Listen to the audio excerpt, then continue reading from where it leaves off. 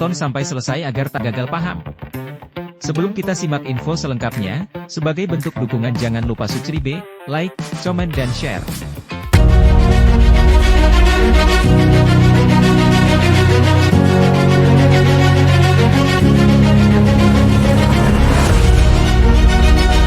Assalamualaikum, langsung saja, video ini dibuat bertujuan sebagai pedoman bagi peserta SSCASN yang dinyatakan lulus untuk dapat melakukan pengisian daftar riwayat hidup SSCASN atau selanjutnya disebut dengan DR Haji pertama alur kelulusan SSCASN.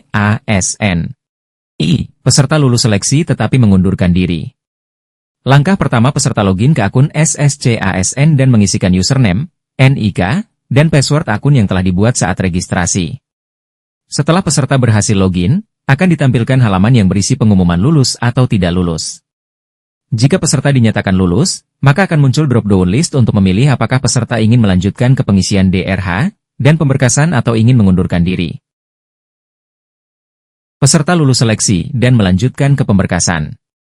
Jika peserta memilih via maka akan muncul tombol pengisian DRH. Langkah pertama adalah pengisian data perorangan, yang berisikan biodata calon PPPK. Kolom yang ditandai bintang merah adalah wajib diisi. Isikan biodata, alamat dan keterangan lainnya.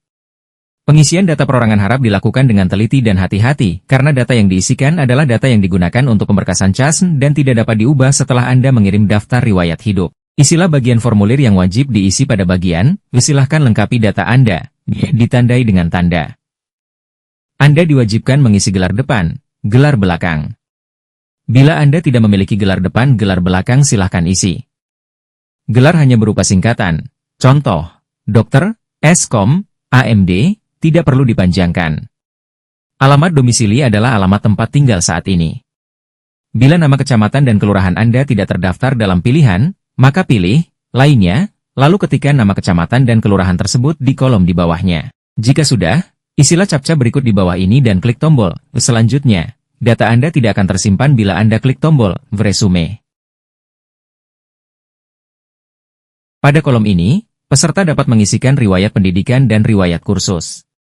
Pendidikan yang digunakan saat melamar formasi jabatan telah otomatis muncul tetapi dapat diubah untuk dilengkapi kolom-kolom yang masih kosong. Apabila ingin mengubah data riwayat pendidikan, klik tombol ubah pada riwayat pendidikan yang ingin dihapus, kemudian silahkan ubah data. Setelah itu, klik tombol simpan untuk menyimpan perubahan data yang telah dilakukan. Perlu diketahui bahwa peserta tidak dapat menambahkan pendidikan lain yang setingkat dengan pendidikan yang digunakan untuk melamar, atau pendidikan yang setingkat lebih tinggi. Misal pendidikan yang digunakan untuk melamar adalah S1 Sistem Informasi. Lalu peserta ingin menambahkan pendidikan S2-nya. Penambahan akan gagal, karena S2 adalah setingkat lebih tinggi dari S1.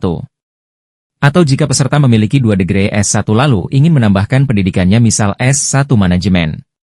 Akan gagal juga diinput karena tingkat pendidikannya setingkat dengan S1 Sistem Informasi yang digunakan untuk melamar.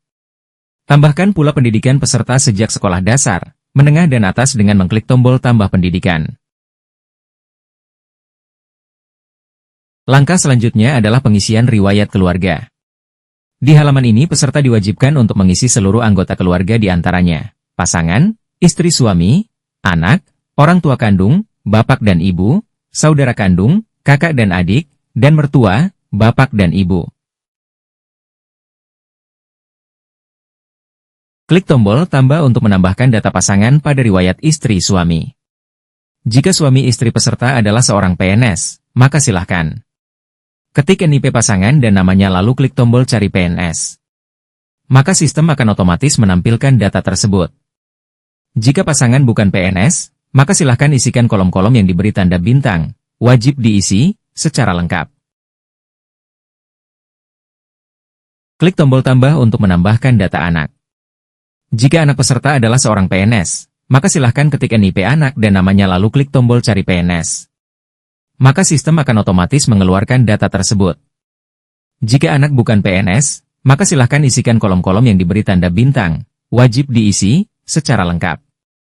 Form isian di bawah ini berlaku sama untuk inputan pada data orang tua kandung, bapak dan ibu, saudara kandung, kakak dan adik, dan mertua, bapak dan ibu. Langkah kelima adalah pengisian organisasi. Di halaman ini, peserta diwajibkan mengisi riwayat organisasi, jika ada, dan mengisikan data lain-lain yang dibutuhkan dalam proses pemberkasan calon aparatur sipil negara sesuai dengan petunjuk pengisian data keterangan lainnya yang ada pada box berwarna kuning. Klik tombol untuk menambahkan riwayat organisasi yang pernah diikuti oleh peserta, jika ada, sebelum lulus menjadi calon aparatur sipil negara. Langkah selanjutnya adalah unggah dokumen. Di halaman ini, peserta diwajibkan melakukan 2 kali klik cetak DRH yang telah diisi dengan klik tombol. Dan, selanjutnya menulis data-data yang diharuskan untuk ditulis tangan di DRH yang telah dicetak tersebut dan menandatangani DRH. Terakhir, DRH yang telah ditandatangani wajib diunggah kembali ke SKAS di halaman ini, dan dihimbau untuk membaca dahulu ketentuan unggah dokumen di bawah pada box berwarna kuning. Berikut merupakan contoh cetakan DRH perorangan. Yang ditandai adalah kolom yang harus ditulis tangan oleh peserta setelah DRH dicetak. Diisi dengan huruf kapital, balok, dan menggunakan tinta hitam. Berikut merupakan contoh cetakan DRH riwayat. DRH yang telah ditandatangani wajib diunggah dengan multipage atau hasil cetakan DRH perorangan dan DRH riwayat Discan menjadi satu halaman lalu diunggah di kolom yang sama. Peserta masih dapat melakukan perubahan pengisian data sebelum klik tombol, "Ya akhiri proses pengisian DRH". Tombol, "Ya akhiri proses pengisian DRH", baru dapat diklik jika seluruh unggahan dokumen persyaratan telah lengkap diunggah.